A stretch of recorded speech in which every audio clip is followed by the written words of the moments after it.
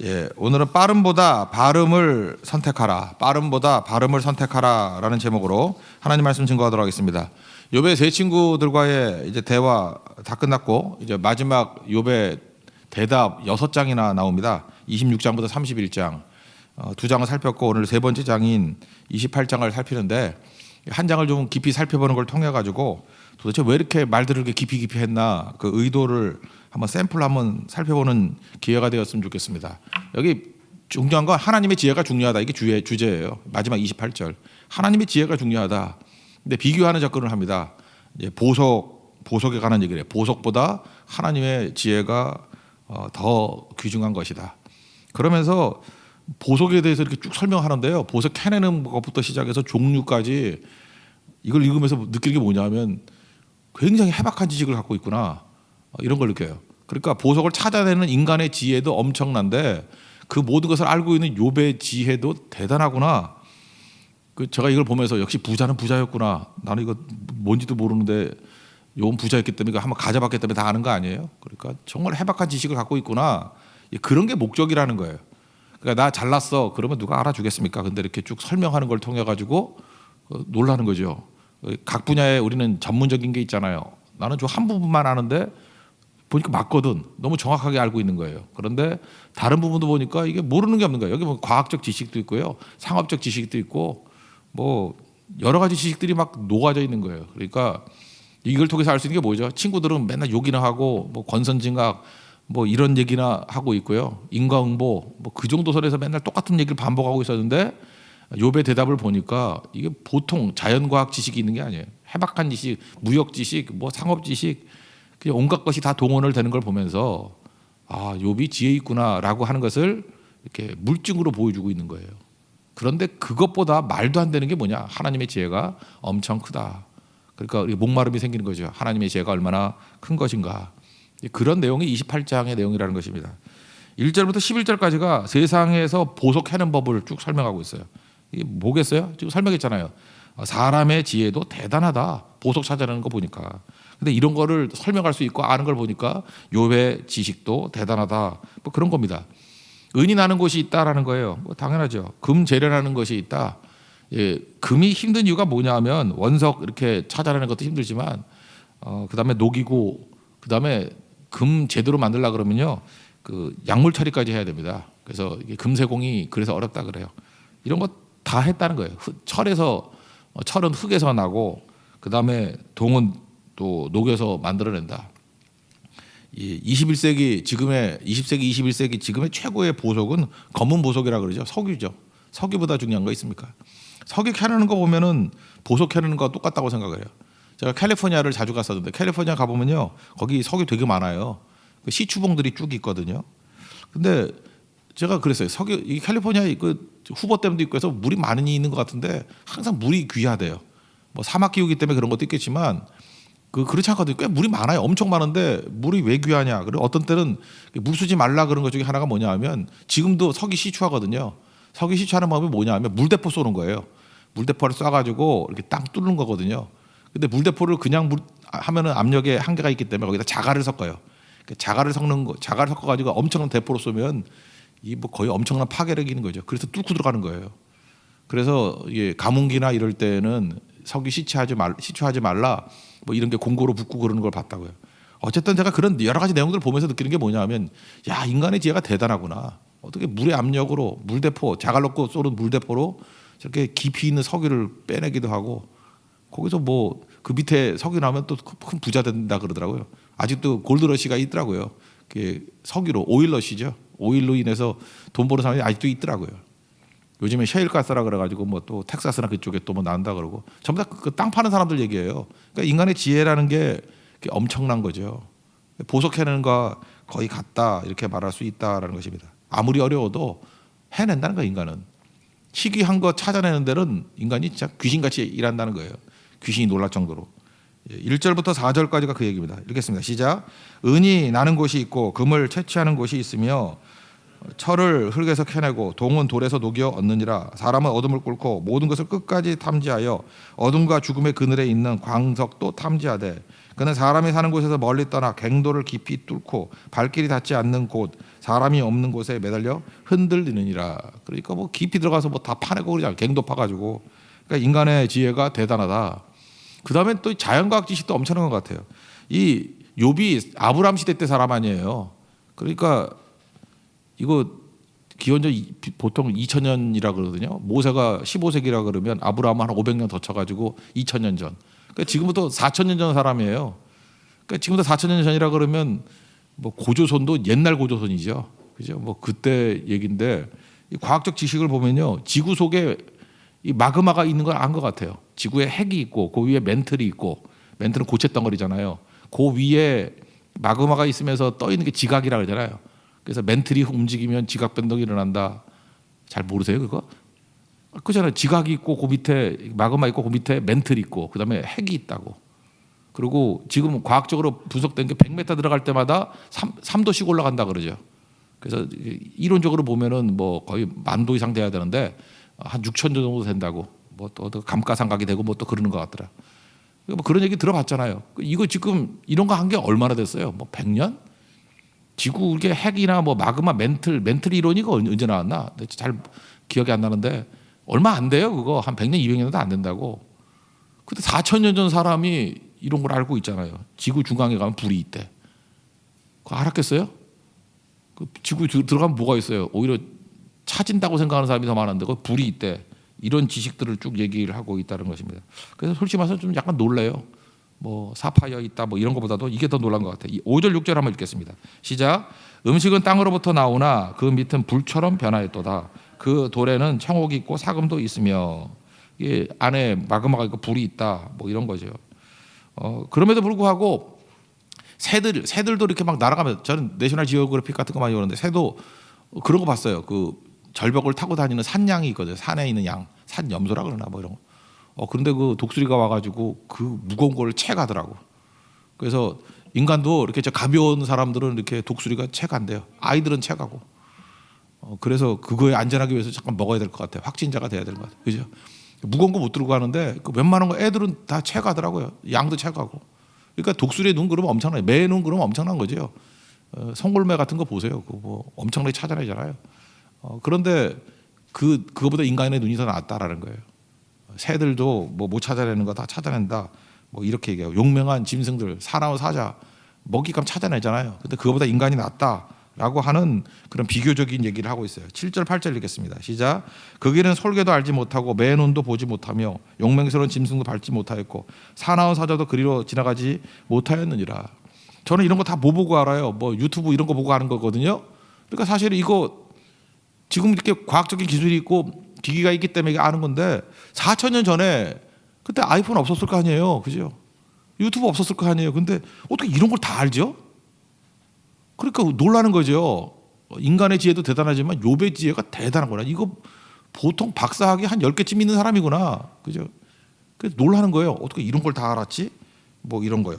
그죠? 그다음에 또 그 자연 생활에 대한 것들도 뭐 쭉 나와요. 그 9절부터 11절까지 한번 읽겠습니다. 시작. 사람이 굳은 바위에 손을 대고 산을 뿌리까지 뒤섞으며 반석에 수로를 터서 각종 보물을 눈으로 발견하고 누수를 막아 스며 나가지 않게 하고 감추었던 것을 밝은 대로 끌어내느니라. 아마 이렇게 보석 팔 땐 옛날도 방식이 똑같았던 것 같아요. 물 집어넣어 가지고 땅을 흐물흐물하게 만들어 가지고 거기서 사금도 캐고 하는 것들, 이런 게 지혜다. 뭐 이런 얘기도 하고. 그다음 또 하나 놀란 게 그 기상학에서 이렇게 고기압, 저기압 이런 거 한 거 최근 아닌가요? 그 공기에도 무게가 있다라는 거. 무거운 공기가 있고 가벼운 공기가 있잖아요. 그 기압 차이로 바람이 부는 거 아니에요. 그 요즘에 하는 거 아닌가? 해류가 있었다라는 거. 이거 다 요즘 얘기 같은데 그런 얘기를 지금 쭉 하고 있어요. 25절부터 27절까지 뒷부분이지만 한번 읽어보겠습니다. 시작. 바람의 무게를 정하시며 물의 분량을 정하시며 비 내리는 법칙을 정하시고 비구름의 길과 우레의 법칙을 만들었습니다. 그때 그가 보시고 선포하시며 굳게 세우시며 탐구하셨고. 참 이게 4,000년 전의 글이라고 이해가 안 되는 거예요. 도대체 여기 보니까 기압 얘기를 하고 있어요. 지금 바람의 무게가 있다. 물의 분량, 그러니까 뭐 해류 같은 것도 아는 것 같고요. 비 내리는 법칙, 기상 법칙도 아는 것 같고 비구름의 길이 있대. 이거 어떻게 알았을까? 그죠? 제가 볼 때 이거 몇백 년 안 되는데 이런 거 다 아는 거. 그다음에 우레의 법칙 같은 거. 이 우레 법칙이라는 게 일종의 전기 그런 거 아니겠어요?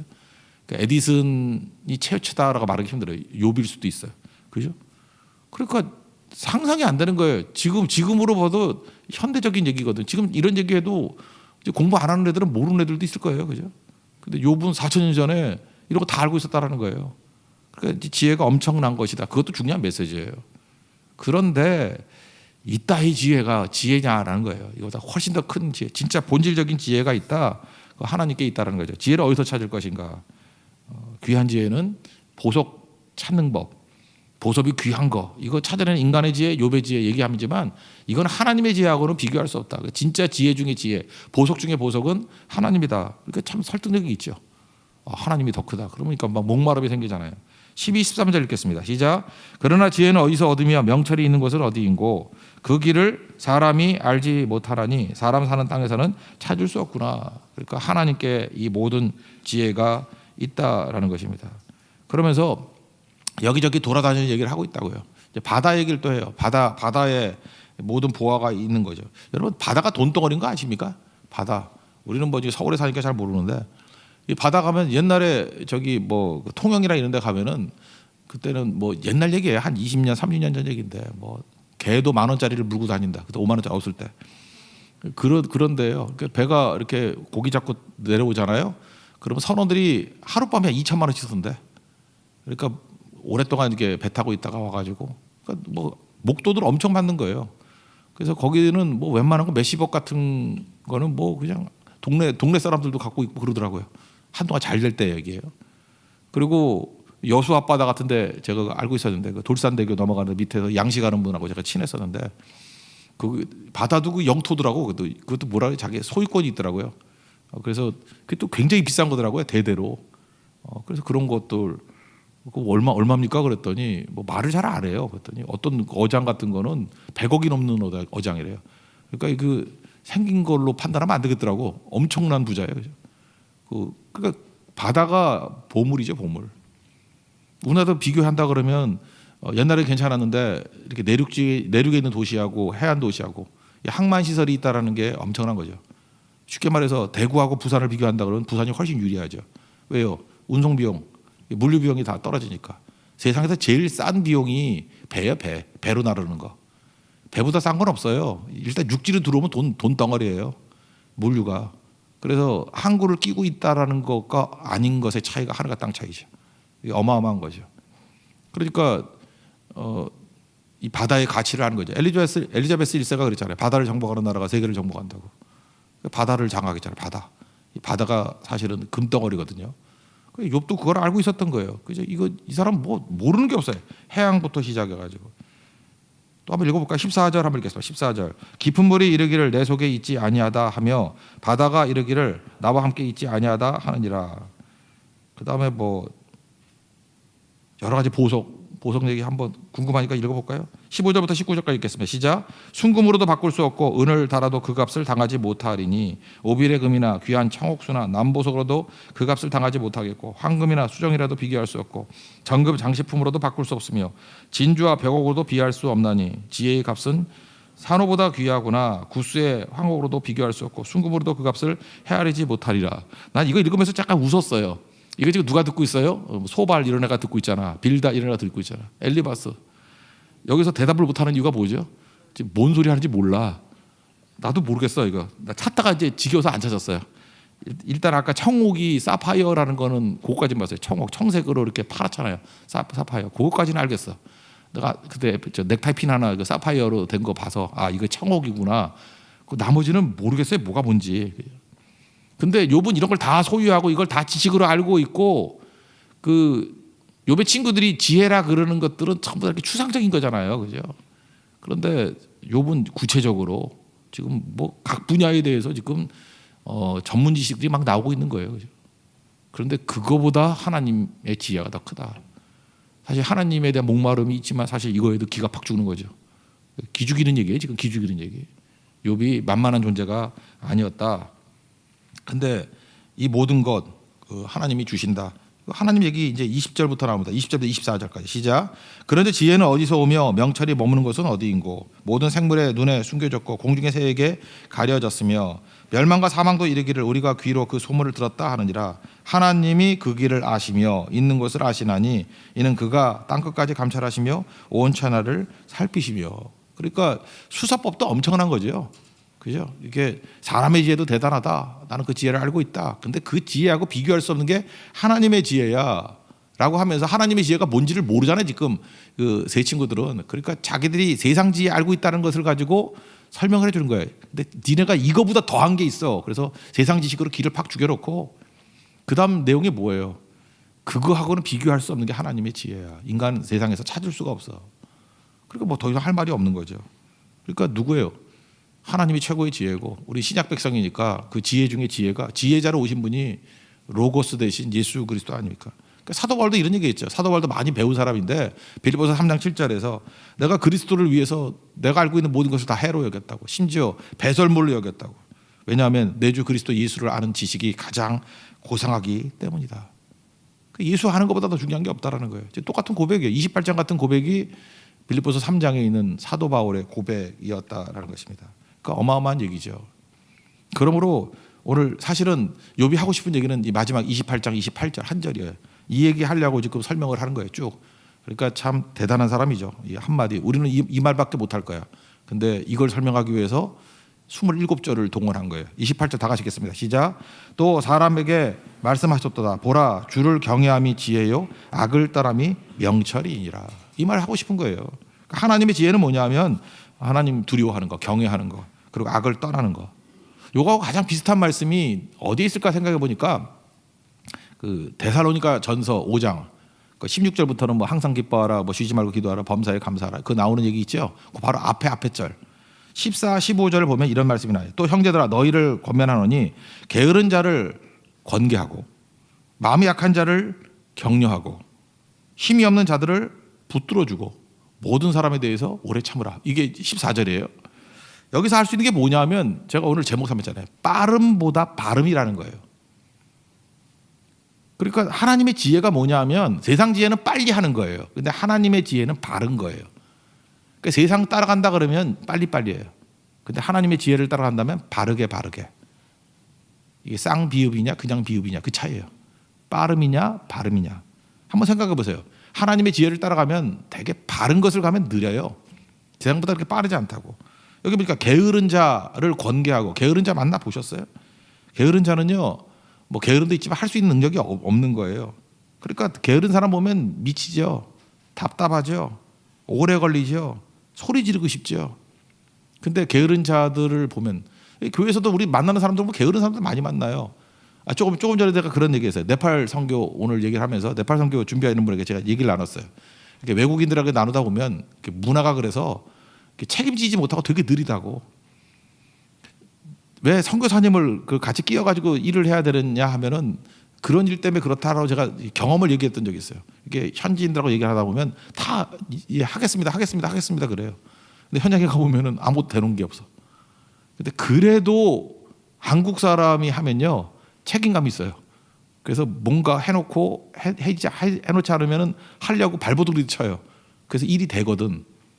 그래서 우리는 이게 대화를 나누면 믿는다고 하는데 믿을 수 없는 일들이 막 벌어지게 되거든요. 이런 게 뭐예요? 느린 거죠. 그렇다고 우리 패턴대로 나가면은 일이 안 되는 거고 존중하지 못하니까. 그래서 관계한다라는 게 뭐냐면 권계한다. 권계한다는 건 뭐냐면 눈물로 훈계한다 이렇게 주석이 돼 있더라고. 그러니까 눈물로 훈계하려 그러니까 느려야 안 느려요? 느리죠. 바른 길은 느린 거예요. 약한 자를 격려하는 거 이거 느리죠. 언제 어느 세월에 이거 하고 다 있어요. 그러니까 뭐예요? 계속 주님 바라보고 기도를 멈추지 않고 나아가다 보면 하나님께서 그 느려 보이지만 바른 길을 가면 변화시킨다는 거죠. 15절에 보면 더 명확하게 나와요. 뭐라고 나오냐면 삼가 누구에게든지 악을 갚지 말고 서로 대하여 사람을 대할 때 항상 선을 따르라. 제가 한번 물어볼게요. 여러분 우리가 악을 좋아하지 않잖아요. 뭐 예수 믿는 사람이 악을 좋아할 리가 없잖아요. 악이 싫다 그러는데 왜 악을 따를까요? 빠르기 때문에 그래요. 빠른 것 따르면 반드시 악으로 가게 돼 있어요. 왜냐하면 악보다 빠른 게 없거든. 한쪽 뺨을 떼면 또 다른 편을 대라. 이거 얼마나 느려요. 우리는 왜 그렇게 하죠? 그러면 상대가 변화될 줄 알고. 근데 실제로 한번 살아보니까 안 그렇더라고. 오리밥을 떼서 성경 말씀대로 살아야지. 왼편을 딱 댔더니 오른쪽 옆구리를 치고 들어오더라고. 그래서 이거 너무 아파가지고 그랬더니 또 왼쪽을 치더라고. 그쯤 되면 못 참아요. 그죠? 나는 뭐 힘이 없는 줄 알아. 이렇게 나가는데 그때부터 이제 무너지는 거죠. 그러니까 결국은 악이라는 건 뭐냐면 상대가 한 대를 친다 그러면 여러분 살아보면 알죠. 내가 이빨을 날려버리면은 끝나는 것 같이 보여. 근데 하나도 얻는 게 없어요. 그죠? 나는 악인이 돼버리는 거고 사람도 못 얻고 되는 일도 없고 하나님의 교회는 그래서 일이 되는 적이 없어요. 그래서 힘을 들고 나오면 바보 되는 거예요. 힘으로 해가지고 될 리가 없어요. 돈의 힘도 안 되고요. 뭐 사람의 힘도 안 되고 뭐 권력의 힘도 그리고 다 동원해봐야 겉으로만 돼 보이는 거예요. 하나도 풀리는 거 없어요. 콘스탄틴 대제가 기독교 공인하고 난 다음에 기독교가 유익이 있었나요? 그 힘 가지고 국가 권력 가지고 우리 손해봤지. 우리 핍박당하고 어려울 때 교회가 더 싱싱해지고 나아지는 면이 있었죠. 그러니까 악이라는 건 빠름이에요. 반면에 선을 택하라. 선을 택하면 일단 이렇게 생각하면 돼요. 느려도 괜찮아. 하나님께서 최종 승리를 주실 거야. 역전되리라. 기도를 멈추지 않고 나는 선을 택할 거야. 그게 욥이 말하는 하나님의 지혜예요. 욥이 말하는 하나님의 지혜고 바울이 말하는 하나님의 지혜고 예수님이 계속 말하는 하나님의 지혜예요. 하나님이 일하시잖아요. 그러니까 내가 생각하는 속도보다는 내 리듬보다는 달라요. 약간 느려 보이지만 그게 하나님이 최선의 길이라고. 그러니까 내 안에 있는 메시지를 들으면 안 되고 내 밖에 있는 메시지를 들어야 돼요. 이거 뭐 예증 하나 든다 그러면 이집트에 가면 곱트 기독교라고 있죠. 그 사도행전 8장에 나오는 그 이디오피아 내시가 가면서 뭐 기독교 전파했다라는 게 이디오피아 애굽에 있는 곱트 기독교라고.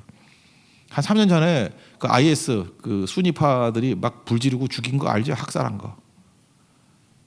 여러분 이집트에 이게 이슬람 국가인데 기독교 인구가 10%예요. 곱트 기독교가 10%. 10%라 그러면 얼마나 많은 거냐면 우리 한국 기독교 얘기할 때 막 전성기 때 막 말할 때 20%였어요. 막 많다 그럴 때 20%. 근데 실제로 20% 아니었을 거라고. 그죠? 교회 그냥 기독교인이라고 말할 뿐이지 교회 나오는 거는 아니었을 거라고. 실제로 교회 나오는 인구 마지막에 했을 때 예배드린 인구를 보니까 600만이었어요. 600만. 실제로 말할 때는 뭐 890만인가 뭐 이 정도 됐었는데 제가 그 조사에 참여해봐서 알거든요. 그러니까 예배는 그렇게 많이 드리는 게 아니에요. 근데 실제로 그 곱트 기독교는 예배 드리고 생명 걸고 믿는 사람들이에요. 10%라 그러면 우리보다 적지 않아요. 그냥 거의 비슷하거나 약간 작거나. 그러니까 그 이슬람 꼴에서 그렇게 기독교가 강력한 데가 어디 있겠어요. 거기만 있다는 거예요. 이유가 뭐예요? 때리면 맞는 거예요. 그들은 용서하고. 그때도 그렇게 학살하고 그랬을 때도 저거 복수하겠다고 얘기하지 않고 용서한다 그러고 십자가의 길이 무엇인지 보여주고 싶다고 그랬던 사람들이에요. 그래서 그때 충격을 받았어요. IS에게 충격을 받는 것보다도 곱트 기독교에 충격을 받았다고. 그들을 용서한다는 얘기예요. 그래서 크리스찬리티 투데이 그 여기 기록에 보니까 이렇게 나와요. 명예, 수치, 복수를 주장하는 문화 속에서 그들은 복수하지 않기로 다짐하고 진짜 복음의 진수를 알려줬다고. 이집트에서 기독교인이 이렇게 살아남을 수 있었던 가장 중요한 이유가 뭐냐면 그들은 하나님의 지혜를 알고 있었기 때문에 그래요. 10% 이게 어마어마한 겁니다. 진짜 10%예요. 이들이 주로 하는 일이 관광업이래요. 그래서 이분들이 그래요. 뭘 도와드릴까요? 우리 선교사님들이 가서 이렇게 물어봤더니 기도해 달라. 뭐 당연한 얘기죠. 또 하나는 우리를 찾아와 달래요. 이분들이 주로 하는 일들이 그 남쪽으로 가면 나일강 그 수원지 쪽으로 가는데 그 관광지가 많은가 봐요. 이분들 관광업에 종사하는 분들이 많대요. 곱트 기독교인들 와 달라고, 우리 방문해 달라고, 우리 교회에 와가지고 격려해 달라고. 약한 자를 격려하고. 사실 이분들이 약한 것도 아니죠. 강한 거죠. 우리가 해야 될 일 중에 하나가 뭐 선교도 가야 되겠지만 이렇게 이런 성도들이요, 믿음으로 굳건하게 서 있는 성도들 격려해 주는 거, 찾아가는 거, 이게 되게 중요한 거예요. 그러니까 빠른 건 아니지만 바른 거죠. 그게 우리가 해야 될 일입니다. 그래서 여러분들 빠른 거 잠깐 추구하면 악으로 간다는 거. 바른 길로 가면 약간 느려 보여요. 그렇지만 반드시 하나님께서 우리에게 역전을 주신다는 것입니다. 지금 코로나 바이러스 때문에 선교는 가지 못하지만 오늘 네팔 선교 기도해야 할 거고 내일은 인도 선교, 수요일에는 말레이시아 선교, 목요일은 대만 선교. 또 금요일에는 베트남 선교 놓고 이렇게 기도할 거예요. 다음 주에는 또 다시 로테이션해서 국내부터 시작해서 외국으로 이렇게 하나씩 기도하고 나갈 겁니다. 그러면서 격려할 거예요. 오늘 네팔 쪽에 이제 또 구호 그 헌금도 보내려 그러거든요. 에베레스트 밑에 있는 로버트 슈베디 목사님, 그다음 치투 안에 있는 성도들 또 교회에서 헌금하고 또 좀 사진 좀 보내달라 그랬어요. 이렇게 배분되는 것들, 그죠? 그리고 좀 기록을 좀 남겨달라고. 뭐 의심해서가 아니라 그 시스템을 좀 보고 싶고 같이 기도하고 싶다고. 이제 하나씩 할 거거든요. 그게 곱트 기독교 격려하듯이 우리도 같이 격려해주고 기도하는 거예요. 우리 이런 사역에 동참하고 또 헌신할 수 있는 하나님의 거룩한 종 되기를 바랍니다. 모두 자리에서 일어나겠습니다. 기도를 멈추지 마라 찬양하겠습니다.